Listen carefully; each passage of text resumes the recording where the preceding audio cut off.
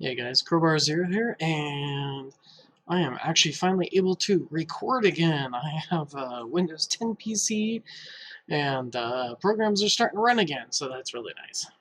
Anyway, today we're going to cover infinity runs and kind of go over as quickly and succinctly as I can. There's a lot of nuances to it, but I'll try to cover the main stuff so that you guys don't have to make all of the mistakes that I did. So, anyway. Ideal mods, Galaxy Compressor, that's going to basically, whenever you get the packages, that's going to decrease the cooldowns on all of your ultimate weapons. The key one is Black Hole. You're going to want a fairly large, as large as you can get. Right now you can see that I've got 68 meters on my black hole, and you want the minimum cooldown on that black hole that you can possibly get. That's going to basically hold all the enemies at bay and not allow them to swarm and attack your tower. As you go up higher into the run, you can see that the mass is going to steadily increase, and at this point, like, the mass of these enemies is just way past anything that I could actually realistically knock back. So it's almost like you're doing this thing with the negative knockback condition, just because you're so deep into this run. So yeah, black hole is going to be super key to keep you alive. Negative mass projector, that is going to keep the enemies from, approaching you quite as quickly. The big thing is one that's going to slow down bosses oh so slightly, but more importantly, the enemies that are held within black hole and are protected by prots. At least your orbs will be able to debuff their speed, so once they're released from the black hole between black hole cycles, they're less likely to hit you. And just overall, the whole key strategy is give as many bonuses and make sure it's as least likely between all of the RNG that enemies are going to be hitting you and damaging you. And on that note, Harmony Conductor. So basically that one gives enemies a chance to miss you. It's only half as effective on bosses, but if a boss taps you and they miss, at this point it looks like they still take thorns damage, so that's a win. As well as enemies like range that might be shooting your wall.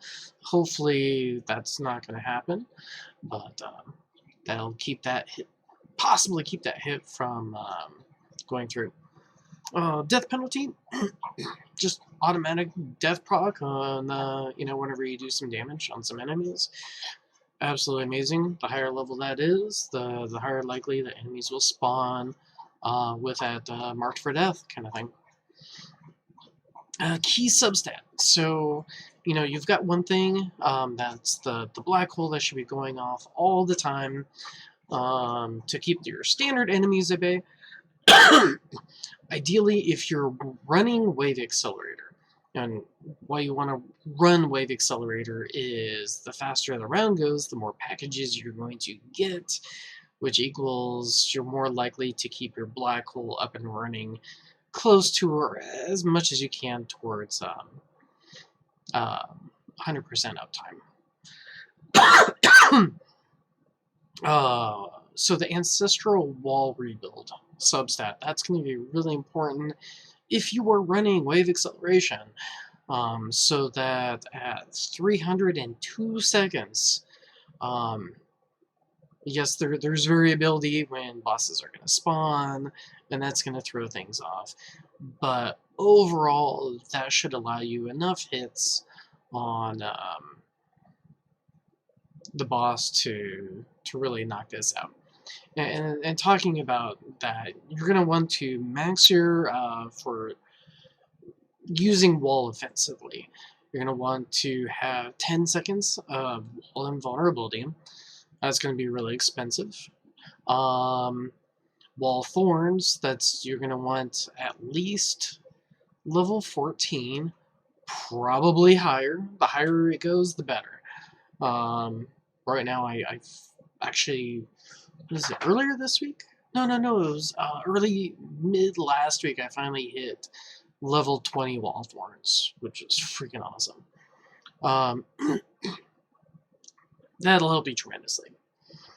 So we've got the invulnerability, the wall thorns, and then your real rebuild timer. So basically, you're gonna max that.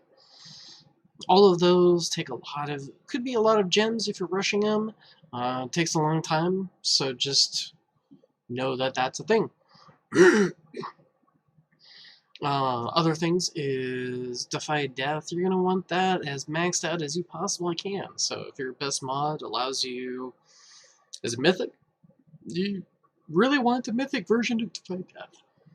Ideally, ancestral. So that's actually 2 ancestral substats on one mod, which can be a pain to roll for, but it's possible to get those. The third one is you want the best package chance that you can. So that's also, applies to the package chance substat or labs.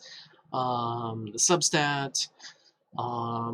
There's a card also to increase your chance for packages. So you definitely want that to buff that as much as you can so you can get that and keep that going as much as possible. Perks that you're going to want to avoid. You're absolutely going to want to get the inner landmine perk. That extra layer of inner landmines is actually going to throw off some of your timing. And this is where you can see things are a little bit different, from Infinity Standard, I guess, versus I'm kind of running more of this Infinity Plus kind of concept that you see going on. But the Standard run, that's going to be the safer of the option. You're not going to get as many coins, but, this is great for, like, hey, I just need to let the game run, and I don't want to touch it. So your range is going to be far enough out that, your inner landmines are going to be inside your wall. So if you got that the inner landmine perk, it's going to put those inner landmines outside, and that's going to throw the timing off. Possibly you might also want to avoid this Chronofield and Poison Swamp perks, especially the Poison Swamp perk. Well, yes and no. Yes, it's kind of nice to have a larger one. Maybe if you're running larger ranges and you don't have the most amazing Poison Swamp chance, that might be okay. But if you have a really developed Poison Swamp, you probably want to avoid that. And the rationale behind that is you want the enemies within Black Hole, ideally within your spotlight, when everything is running, so that all of those multipliers are stacking. And if somebody with death penalty dies outside of that, you're kind of at a little bit of a loss there. And you could just see that happen just now on my game running. Let's see. The boss trade-off where the boss gains extra speed. Absolutely do not want that. That's going to be severely... That's really going to hurt you. So try to avoid that if possible. As I mentioned before, your inner landmines, you want them within the wall for normal version. If you get more as far as the substat, that will actually be helpful. Not so much on the Infinity Plus version, but for the normal version it will. You can run free ups with this one, so part of that longer range is ideally it's going to keep the enemies off your tower, and that extra distance will give you a little bit more allowance from enemies possibly hitting your tower. So that's kind of a safety aspect. As I mentioned, poison swap stun, you are going to make sure that that is turned off. And you can see that right over here, that I've got that turned off. That will throw off boss timing and just make life miserable. Talking about stuns, you also want to make stun or thunderbot. You want to make sure that those are off. That'll just be an extra stun that could throw off boss timing. Anyway, so yeah, most people that run this, sometimes they'll see like a decrease in their coin gains, at least like coins per minute kind of ordeal. So this Infinity Plus, this one is definitely more on the expensive side. I don't have all the tools myself to be able to pull this off right now. I am running a Mythic Harmony Conductor, and I can definitely tell, as you can actually see right now, I don't have second wind wings available to my tower. So at one point in this run, I effectively died. The second wind saved me, and I was able to continue. But you know, having that at Ancestral could really would have helped me.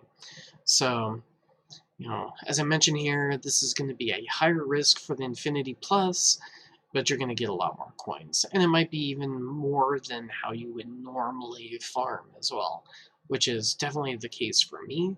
I went from, I think my cap was around 40 to 50 billion coins per minute, and with this setup, it seems like I've been, oh, that was a really weird glitch and lag. I think maybe I'm going to turn off Flamebot, just an extra layer of things that I don't need to have running. So yeah, you probably want to keep as many of the accessory bots off as possible. So in the future, I'm probably going to turn off Amp and Flamebot, because I do not want that lag. That's going to hurt. But yeah, you're going to lower the tower range. And some people are saying on the upper end, if they've got like a 70-meter black hole, maybe they're running at 47.5. I don't know how accurate that amount is because I don't have that, but running at 68 meters, I'm running my tower range at 43, and that seems like that's about right. I tried running it at 43.5, and it seems like it was easier for me to die, so I don't know. I haven't done a huge number of runs because, you know, these runs can go for a really long time. So maybe you're just procking up one run and you end it right before the next tournament, which is pretty much already going right now. So I'll be on that after this recording. Let's see here. So yeah, for this version, you're going to want your orbs all within your black hole, so that if you do get any kills with your orbs, ideally you're getting that black hole coin bonus. You're also not going to increase your, you know, not only are you not going to get the perk for increasing the like getting that outer layer of inner landmines, you're not going to want to get extra quantity. And this is where it becomes a little bit riskier because your mines are going to be peeking out, as you can see, you know, through this line right here. You're absolutely going to need level 20 wall thorns. You're probably going to need, if you're stuck at, you know, maybe rolling a mythic version of plus thorns. So like the, you know, I've got 7%, 7 or 10% would work great. I probably wouldn't work with less. And the problem is, these inner landmines, yes, they're going to stun, they're going to possibly hold the boss back just long enough that the wall can spawn, and then at that point, maybe about half the duration, that your wall is invulnerable at that point is the boss actually going to be hitting the wall because of that inner landmine stun. So make sure wall scoring's level 20 if you're doing this. And that's expensive. That takes a lot of gems to rush that. Um, and it takes an incredibly long time as well. So just know that going into that. I mentioned like ideally all ancestral mods. Basically, the more that you have going for you, decreasing the chance that enemies hit you, the longer this can possibly go, and that's kind of the name of the game. Anyway, I hope you guys learned something from this. I probably made every mistake possible along the way. For a while, I was using Nexus, which was a bad idea because I needed that black hole going all the time to protect me. I think at one point I probably had Poison Swamp going. Let's see, Stunbot, I usually didn't do that. I was always taking like the boss trade-off. Yeah, yeah. I made a lot of mistakes to get to this point, but I finally did it. I can finally show you guys, and super happy about that.